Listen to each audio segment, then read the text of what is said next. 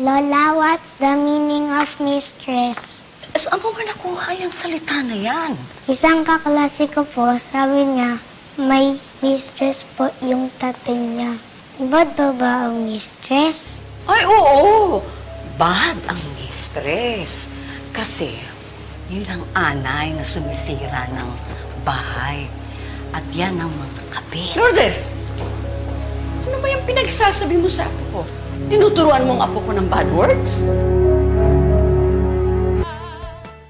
Hindi kami close ni Georgia. She was just an old boss. Actually, a mean boss to me. Alam mo kayong close kanina. Hindi kami close nun, no? Parati kaya akong inaaway nun. Nag-sorry na naman siya kanina doon sa mga nagawa daw niya sa akin. Okay na rin, hindi ko na rin na maalala eh. I guess kailangan lang niya talaga ng mga kasama. Sabi nga niya, wala naman daw siya masyadong kilala. Hello? Yes, honey. Mami, Lola Lourdes and Lola Margarita are fighting again. Ayaw nila tumigil. Talagang tinuturuan mo yung batang yan ng mga bad words? Paano niya malalaman ang kabit kung hindi nanggaling sa'yo? Ewan ko sa inyo! Masyado kang maldita. Saan ka? O ikaw ha? Saan ka manggagaling? Di ba ikaw galing sa squatters?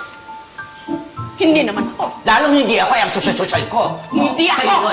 Ewan ko sa inyo dalawa! Busit kayo, magpuruha kayo! Walang breeding. Galing sa Kuala Lumpur. Ay, Di ba? babae. Ang bad talaga. Di ba? Austin, I'm so sorry. Austin. Oo, Austin, meron kaming dalawang pasalubong sa'yo, Austin. Meron kaming mga...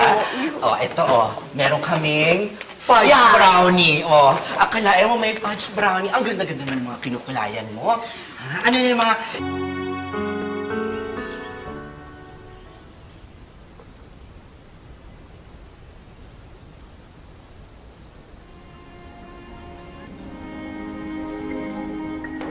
Noel, lumabas ka dyan, Noel! Andito kami ng anak mo.